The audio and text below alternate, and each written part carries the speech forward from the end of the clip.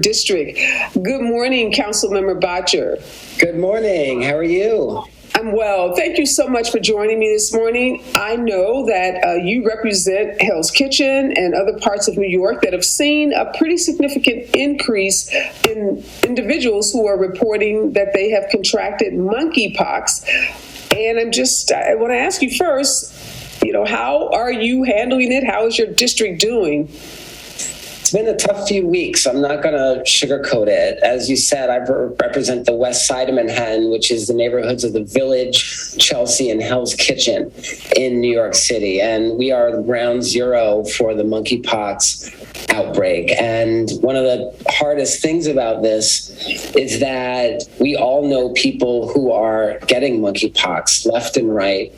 And people are being told to get vaccinated. There is a vaccine and you should get it. But guess what? We don't have the vaccine in store. So that is creating a lot of fear, frustration, and anger right now. Let me ask you, Council Member, is the vaccine you're referencing, is that different than the vaccine that's being made available for COVID-19? It's a different vaccine. It's a vaccine that is actually also used to treat smallpox.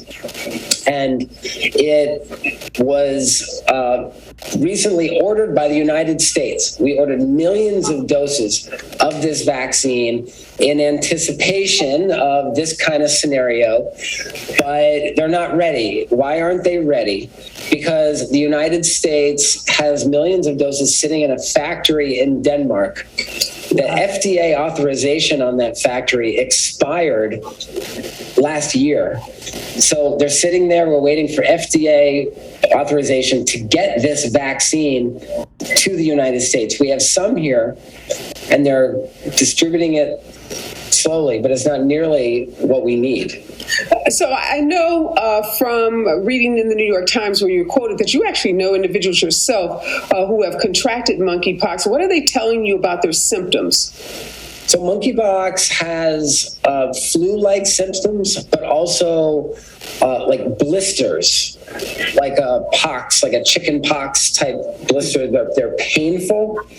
They start as blisters, and they burst and they pus and they scab over.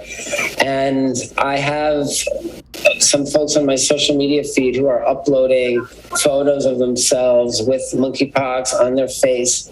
One of the scary things about monkeypox is that there is the potential for permanent scarring. You have people with these blisters on their private parts, very, very painful and uncomfortable. Luckily, no one has died from monkeypox in the United States. It has happened, but it hasn't happened here. But it's still a very serious disease. And we're also hearing, Council Member, that this pox is impacting mostly men and men who have sex with other men, although what I've read and what the experts say is the skin-to-skin contact. Are you concerned at all that somehow this gets associated with, gay men and somehow gets stigmatized? It is stigmatized, and we've seen this throughout history with the LGBTQ community, how diseases can be associated with our community and can be used to stigmatize our community. And we're already seeing this in right-wing social media channels. And I've seen some memes where our community is really smeared because of monkeypox. And it's just, it's painful on top of everything else that we're dealing with. And it's really unfortunate. Yeah, and as far as the public health officials are concerned, this is not a condition that just afflicts gay men. I want to be clear about that. Do you think that message is being disseminated widely and loudly enough? Well, the truth is that anyone can get monkeypox, but the truth is now that it's almost all gay men, bisexual men, and other men who have sex with men who are getting it now. So I think while we have to stress that anyone can get monkeypox, we also have to be sending a strong message to folks in our community that we are the most at risk and that we need to get vaccinated. The problem is we don't have the vaccine. And I just think it's unconscionable that in the United States of America, supposedly the most advanced country in the world, coming right off another global pandemic, we are facing another outbreak, another pandemic, but we don't have the vaccine for people to take, a vaccine that exists. I think it's embarrassing, quite frankly. As an American, I'm embarrassed by it and very angered by it. Do you think your Mayor Adams, the public health officials in New York, the White House, the Biden administration, are they listening to you and others in the LGBT community who are saying, look, we need this vaccine and we need it now? I do believe they're listening now. It's primarily an issue of getting vaccines for New York City from the federal government. I spoke to folks in the White House, and they assured me that they are dedicating all their resources to making this happen right now. Unfortunately, it's not good enough because we need those vaccines in New York today, not this weekend, not tomorrow, today. And that's not happening. Is there anything that's being done from a public health perspective to contain the spread? We know with COVID, in the early days of COVID, families and people were instructed to stay home, to socially isolate. What's happening with respect to how public health officials are treating monkeypox to try to contain it? The public health officials in New York City are urging people who, if you have symptoms, do not engage in contact with others. Isolate if you have symptoms. And if you feel that you've come in contact with someone who has monkeypox, isolate. Mm-hmm. That public health guidance, we are pushing that out far and wide.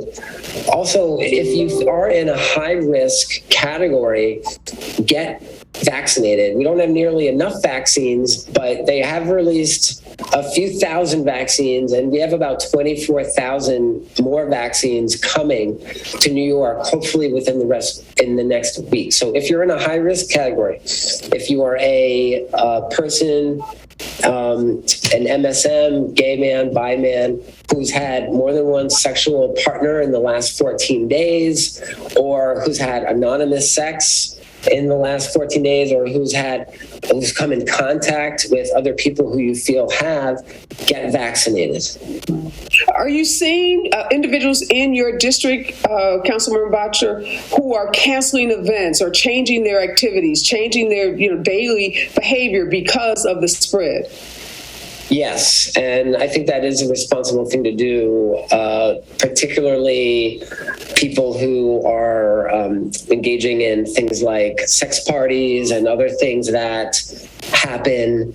It would be wise to wait until we get a handle on this and until the vaccine is widely available.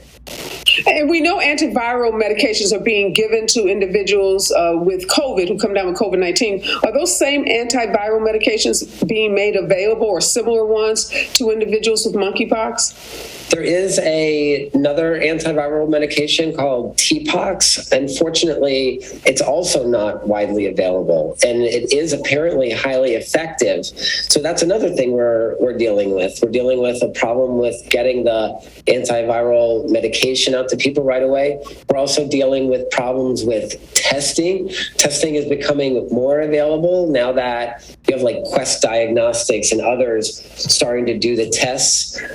But we're also getting test result. We're seeing problems with people getting their test results. When they take a test, they've got the symptoms, they're home, but they're waiting like a week to find out what their results are before they can get the medication. In New York City, in the United States of America, this is not how our public health system or private health system should be working. Yeah, thank you so much, Council Member, for sharing this information, and we'll do our best to get the word out as well, and hopefully that those doses of vaccine as well as those medications will make their way into your district, into New York City, and we can definitely contain the spread of monkeypox. Is there anything you want the general public to know that hasn't already been said that can maybe help someone who might be dealing with this or someone who may come into contact with another individual that has monkeypox? Please join us in contacting the federal government. Go to the White House on their website, reach out to them, let them know that this is a priority we need to keep up the pressure to get these doses, these millions of doses of vaccine that are collecting dust. They need to get into people's arms right now. All right, and we'll do our best to help in that effort. Again, thank you so much, Councilmember Boucher, and best of luck to those that live in your district, and that they get the help that they so desperately need. Thank you. My next guest is Deshaun.